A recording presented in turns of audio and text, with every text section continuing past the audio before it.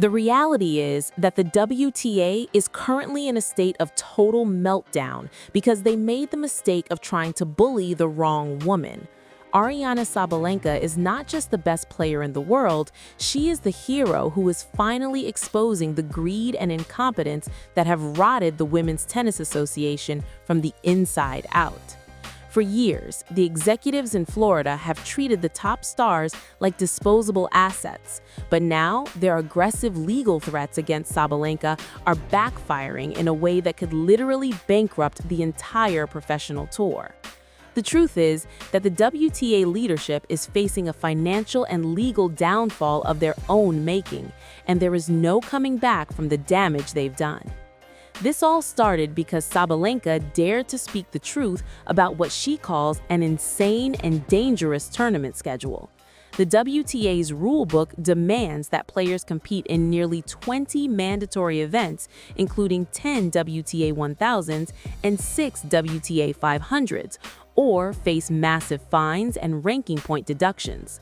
Sabalenka made it clear that she will not sacrifice her body for their profit margins, and the WTA responded the only way a villain knows how, with threats, fines, and a calculated smear campaign. They are trying to frame her as a diva who doesn't respect the tour, but the documents prove that Sabalenka is the one fighting for every player who has ever been forced to play through injury.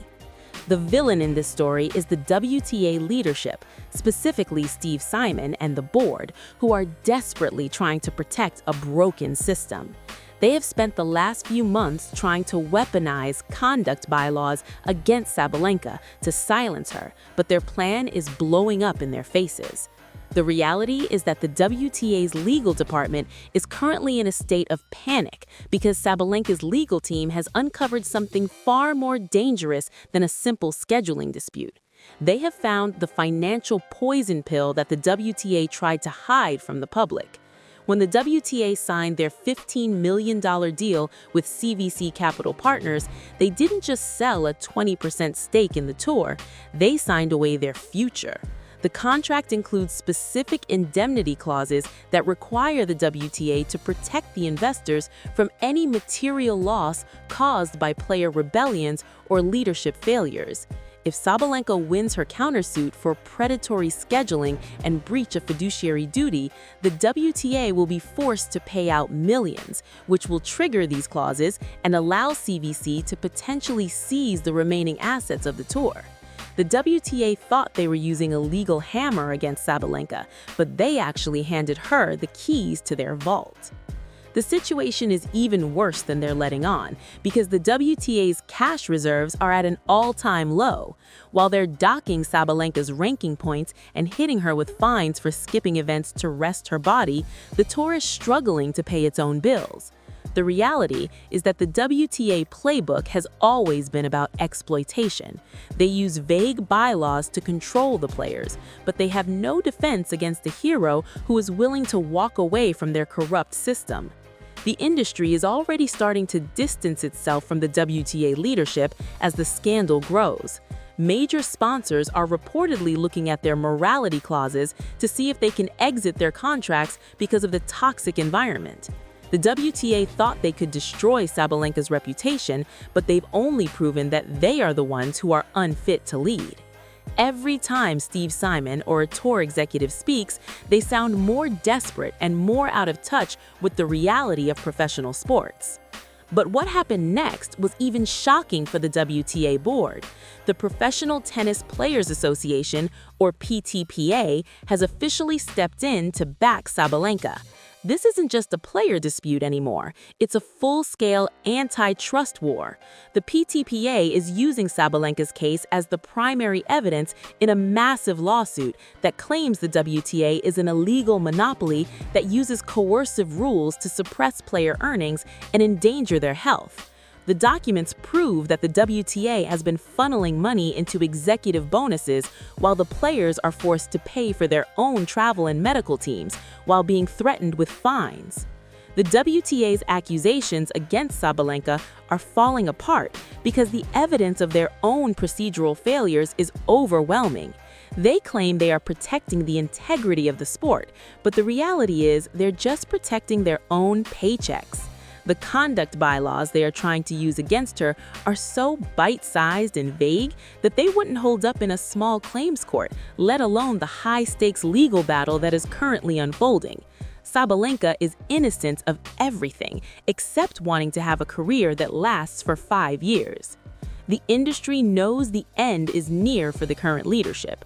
There is talk of a total restructuring or even a merger that would effectively end the WTA as an independent entity. This is the ultimate embarrassment for a group that claimed they were the champions of women's sports. They have become the very thing they claim to fight against, a group of elite, wealthy men telling women what to do with their bodies for the sake of a corporate bottom line. The documents prove the WTA is losing millions of dollars every single year. Their financial reports show a tour that is top-heavy with administrative costs, while the actual product, the tennis, is being squeezed for every last drop of value. By suing Sabalenka, they aren't just attacking a player, they are attacking their own revenue stream. If Sabalenka is forced out or decides to sit out, the broadcast rights for her matches vanish, and the tour's value plummets even further. It is a suicide mission led by executives who are too arrogant to admit that they are wrong. The reality of the CVC deal is now coming into the light. CVC didn't invest in the WTA out of the goodness of their hearts. They invested because they thought they could squeeze more profit out of the players. But they didn't count on a player like Sabalenka standing up and saying no. Now, the investors are looking at the legal bills and the PR disaster, and they are starting to pull the plug. The indemnity clauses are the smoking gun that will lead to the total liquidation of the WTA's remaining assets. Steve Simon's leadership has been a series of procedural failures that have led to this moment. From the disaster of the finals in Cancun to the current legal war with his top star, he has proven time and time again that he is the ultimate villain of this story. He has prioritized short-term cash injections over the long-term health of the sport. The reality is that the players have lost all faith in him, and the tour is now a ship without a rudder heading straight for a financial iceberg. Sabalenka's legal team is not just playing defense, they are going for the jugular. They are demanding a full audit of the WTA's books and a public disclosure of all executive communications regarding the mandatory event rules. The truth is that the WTA has been operating in the shadows for too long, and Sabalenka is the one shining the light on their corruption. Every fine they levy against her only makes her case stronger in court. Every public statement they make only adds more evidence to her claim of a hostile work environment. The industry is watching closely because this case will set the precedent for the next 50 years of tennis. If Sabalenka wins, the mandatory event system dies. If the mandatory event system dies, the WTA's contracts with sponsors and broadcasters become void. This is the total financial collapse that the executives are terrified of. They thought they were in power, but they are realizing that without the players, they're just a group of men in suits with no product to sell. The evidence of the rot is everywhere, from the empty stadiums at mid-level events to the rising injury rates among the top 10. The WTA's playbook is a failure. They have tried to frame this as a single player being difficult, but the reality is the entire locker room is behind Sabalenka. They are all watching to see if she can break the system, and when she does, the floodgates will open. The WTA will face dozens of similar suits, and they simply do not have the cash to fight them all. The villain's reputation is in a free fall. Steve Simon can no longer show his face at major tournaments without facing questions about the tour's impending bankruptcy. He is a man trapped by his own greed and his own bad deals. He tried to play hardball with the world #1, and he lost. The documents prove that the tour is technically insolvent if they are forced to pay out even half of what Sabalenka is seeking in damages. The final collapse is not a matter of if anymore, it is a matter of when. The WTA has spent decades building a monopoly based on the exploitation of female athletes, and it is all coming down in a single legal battle.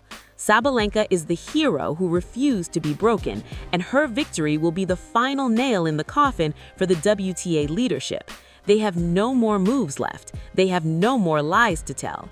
The truth is out, and the truth is that the WTA is broke. The world of tennis is ready for a change. They are ready for a tour that respects its players and prioritizes their health over a corporate dividend. The failure of the WTA is a necessary step in the evolution of the sport. Out of the ashes of this bankruptcy, something better will be built, something led by the players and for the players. But first, the villains must pay for what they have done to the game. The reality is, this was always going to end this way. You cannot build a successful business on the backs of people you treat with contempt. The WTA leadership thought they were untouchable, but they forgot that they are nothing without the stars like Aryna Sabalenka. They tried to use the law as a weapon of suppression, but the law is now being used as a tool of liberation. The tour's remaining cash is being drained by legal fees and settlement demands, and the end is near. Aryna Sabalenka is standing firm, and the support for her is growing every single day. She has already won the battle for public opinion, and now she is winning the battle in the courtroom. The WTA's legal threats were meant to be a warning to other players, but they have instead become a rallying cry for a total revolution in tennis. The tour is free-falling, and there is no parachute in sight for the villains who steered it into the ground. The documents, the data, and the reality of the situation all lead to one conclusion. The WTA leadership is finished. They thought they could silence their biggest star with a few legal filings and some empty threats, but they forgot that Sabalenka is a fighter who doesn't back down. The financial collapse of the tour isn't just a possibility, it's the inevitable result of years of mismanagement and corporate greed. The era of the WTA playbook is over. The hero has won, and the villains are left holding the bill for a tour they destroyed themselves. Steve Simon and his board of directors thought they'd destroy Aryna Sabalenka, but they only destroyed themselves.